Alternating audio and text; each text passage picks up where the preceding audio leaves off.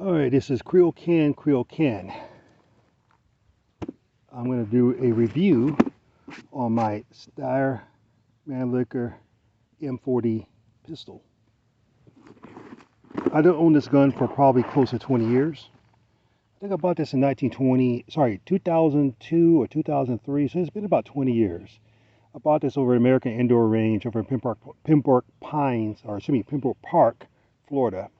It is what we consider the other Australian Polymer. This pistol, believe it or not, is produced by the same, or excuse me, designed by the same engineers that used to work for Glock. It has some similarities to Glock, and this is the first generation one, by the way. It's all polymer framed. It has a low profile slide. This particular model is equivalent to a Glock Model 23. So this is a 40 caliber. There's also 9 millimeters. So it'll be an M9. It'd be equivalent to like a Glock 19. The magazine capacity is going to be 12 rounds. The magazine is similar to like a beretta. Nothing spectacular about it. When I bought this gun, it came with two 12 round mags. I did buy during the ban, you want to call it that. I bought some 10 rounders. I bought those. I've also bought some more additional 12 round law enforcement only. And I have another pack of magazines. So magazines are not an issue. You can get magazines for this gun. You still can get them. I think now the magazines are about $35 each. This one shows just a little bit of rust pitting because I haven't really kind of been using the gun. It was missing for a while, actually. I carried this gun for close to 10 years. This is the original finishes on the weapon. And it has similarity to a Glock. I always like to joke with the ignorant Glock community is always quick to bash their twin brother. This is the twin of the Glock deal. It's made in the same country, actually the same town as what Glock started from, by the same engineers as Glock. Has a trigger type of safety. It also has what is called, we call a pull down safety, which is where my thumb at, or my index finger is at. There's a little safety here that when you pull down this latch, what it's supposed to do is supposed to keep you from being able to operate the trigger, is a disconnect. Also, from a operational standpoint, it has a third safety. This little spade key, what do you want to call it? If you look on the side of the weapon, right here, zoom in a little bit, you can operate and disconnect the trigger mechanism by inserting this key and disabling the trigger. It also has the Beretta SIG takedown. This is also a positive compared to Glock. The first thing you got to do when you actually tear a weapon down for Glock, you got to clear the action and then fire the trigger. On a SIG, you don't have to do that. We still got to clear the weapon, obviously, but you don't have to fire the trigger, fire the weapon to clear it. Let me go and make this weapon safe.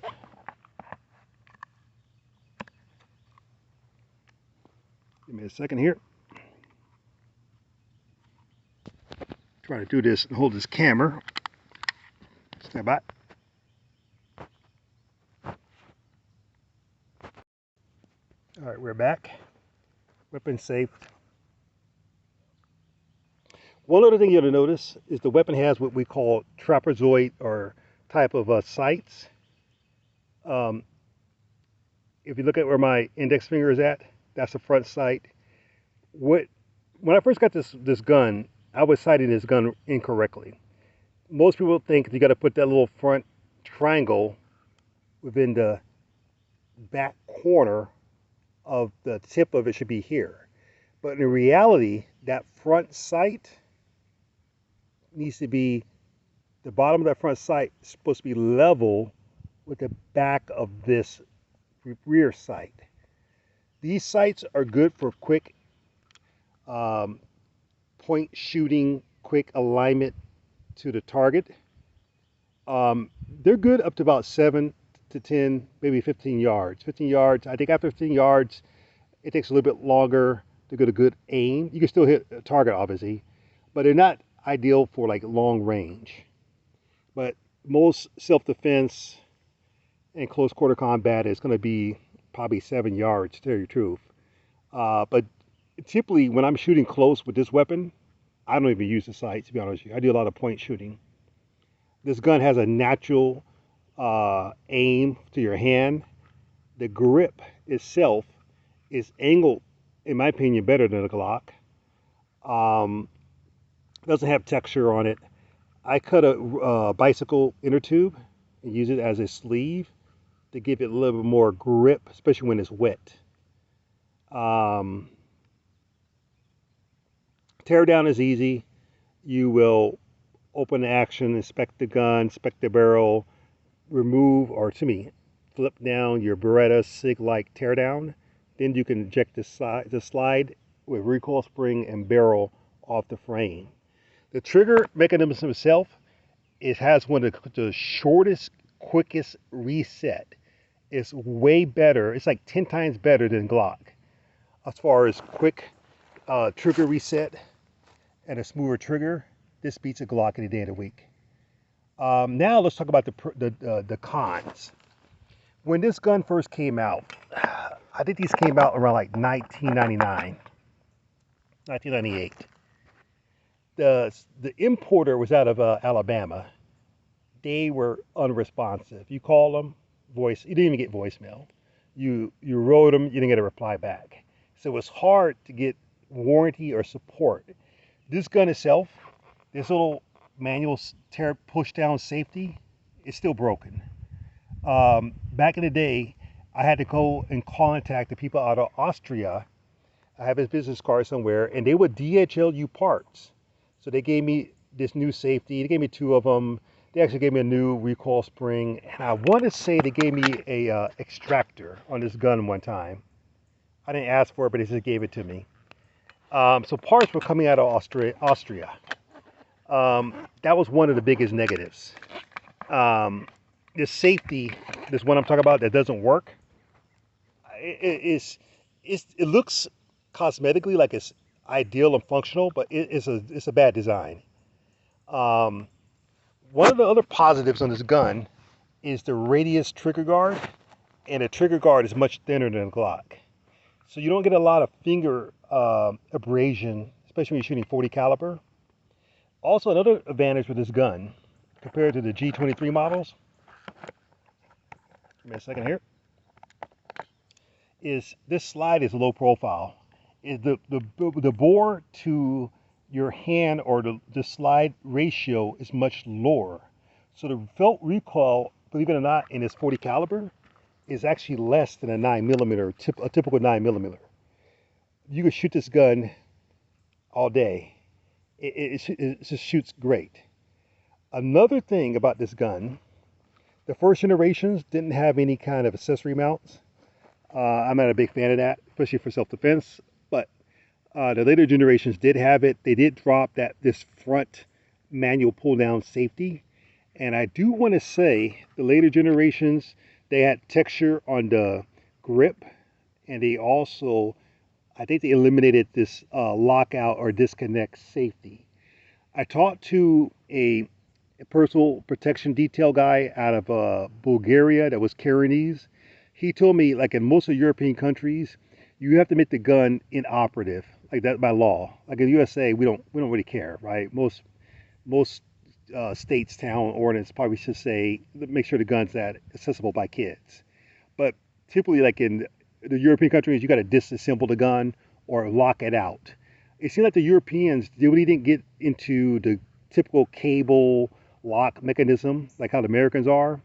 But this little safety was kind of generated for that requirement there.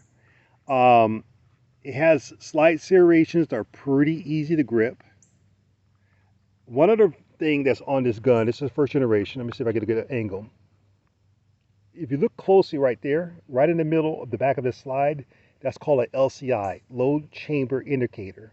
So you don't have to do a squeeze touch see if there's a round in the mag, or excuse me, in the barrel, you can run your thumb or finger on the back of the slide and know immediately if it's charged. That's another pro. Um, so again, this is the almost very similarly designed to a Glock.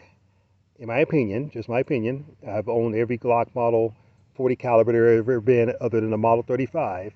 This thing shoots pretty good. You can swap out sights and get typical three dot type of sights, but the manufacturers are going to be limited. Some of the people on some forums are claiming they're taking 1911 sights and they may do some modification with a dovetail and they're able to use 1911 sights into the gun. Be advised, if you change sights to something that's not Steyr built, the point of aim and impact might change. So you might have to relearn how you want to sight this gun. When you use these triangle type of sights on this weapon, I typically end up shooting at the 6 o'clock position on the target. And that gets me at the point of impact of where I want to shoot at. Again, sights are great up to about 10, 15 yards. Anywhere from 15 to 30 yards or higher, you have to do a lot more concentration to get accuracy. The gun is accurate. It is very good to shoot. Again, M40, Steyr, Manlixure, 40 caliber. Also, when I bought this weapon, about a year later, I bought the 357 SIG barrel. It took me a while to find a supplier. I think it was a gun shop out of Tampa. So I ran 357 SIG out of this thing for about 2 years. Same 40 caliber magazines worked. Actually, even in 9mm magazines in the M9 also worked too, by the way. I didn't change anything on the extractor or the injector. Everything worked functional. 357 SIG was a pretty good round. It still is available. It's just not commonly seen nowadays. And another problem with 357 SIG, if you try to reload it, it's a pain in the butt to reload. So I gave up on it. But I shot this weapon in IDPA with 357 SIG over in the Broward, Miami area, and I did pretty good with it. It's very impressive. One other thing that's a negative with this company Steyr is they've never really put their weapons in any kind of trial. So no major army or police outside of Europe have pretty much adopted this weapon.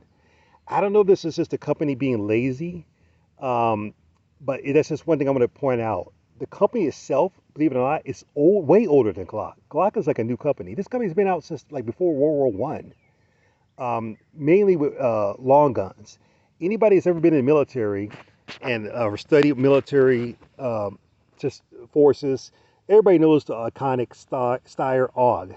This company is the same company. They've been dabbing with polymers way before Glock. It's just an older based company. The GB weapon, which is like the Beretta, large frame Beretta, 15 round, if I recall correctly, that was a superior weapon at that time from a design. Steyr could do a lot better if they would have put more effort and put more bids in to win the American police force or get into a major army. But they just don't do that. That's why Beretta and SIG pretty much has taken over the market in those areas, because Steyr just don't really do nothing to present any kind of trials or any kind of weapons, any kind of trials. I think a few European police forces, Pakistanians, a couple, I think Saudi, some of the protection details when I was over in Saudi are carrying these weapons. And I want to say somewhere in Malaysia, I think I've seen these weapons being used in Malaysia, mainly the S subcompact models, many for concealment. Again, great weapon, very similar to Glock. Always call it's the Glock twin, is what Glock should have designed. But again, this is a great weapon. I probably would never get rid of this weapon. This is not my carry piece today, but if I ever go back and carry 40 caliber, this is going to be the weapon. I typically carry this weapon within a Uncle Mike's IWB. If it's wintertime, I got more clothes on, I might go with a outer waistband type of holster. I have a leather one, but typically I'm doing IWB with Uncle Mike's. Steyr M40 Trijicon.